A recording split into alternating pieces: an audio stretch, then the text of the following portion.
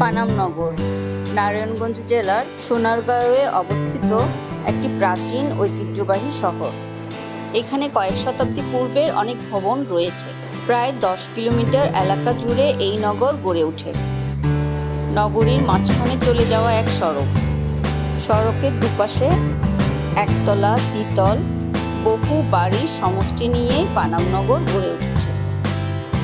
15শো শতকে বাংলার ঈসা খাঁ বাংলার প্রথম রাজধানী করেছিলেন সোনারগাঁয়ে। মূলত পানামনগরের প্রায় বাড়ি হচ্ছে 19বিংশ শতাব্দীর। ধারণা করা হয় সে সময়ের ধনী ব্যবসায়ীদের বসতবাড়ি ছিল এই পানামনগর। এখানে গেলে 400 বছরের পুরনো টাকশাল বাড়ি এবং ইস্ট ইন্ডিয়া কোম্পানির নীলকুঠি দেখতে পাওয়া যায়। সাধারণত রোববার ফুল ডে এবং সোমবার হাফ ডে বন্ধ থাকে পানাম সিটি। এছাড়া সপ্তাহের বাকি দিনগুলোতে ঘুরে আসতে পারবেন এই পানাম সিটি। কিছু সময় হাতে নিয়ে আসতে ভুলবেন না যেন। কাছাকাছি আছে সোনারগাঁও জাদুঘর, যা বৃহস্পতিবার অফ থাকে। হ্যালো এভরিওয়ান, আমি নাজনীন। আজ চলে এলাম পানাম সিটি ঘুরে দেখতে, যা একটি প্রাচীন শহর, একটি সভ্যতার ধ্বংসাবশেষ। পৃথিবীর সব ধ্বংসাবশেষ ঘুরেই একটি প্রাচীন সভ্যতার পরিচয় বহন করে, যা ঐতিহাসিক, নৃতাত্ত্বিক ও প্রত্নতাত্ত্বিকদের কাছে খুবই গুরুত্বপূর্ণ।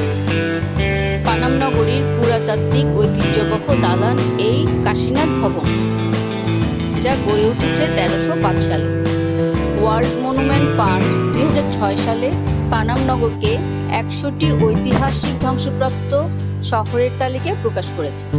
বাংলাদেশে পানাম নগরীর ইতিহাস, ঐতিহ্য ও সংস্কৃতি নিয়ে 2010 সালে একটি ডকু ড্রামা তৈরি হয়েছে। এই ডকু ড্রামার নাম হলো সুবর্ণগ্রাম, যা রচনা করেছেন ইলোরা লিলিত। এছাড়াও নাসিরউদ্দিন ইউসুফের পরিচালনায় পূর্ণদৈর্ঘ্য চলচ্চিত্র গেরিলার শুটিং হয়েছিল এই পানাম সিটিতেই।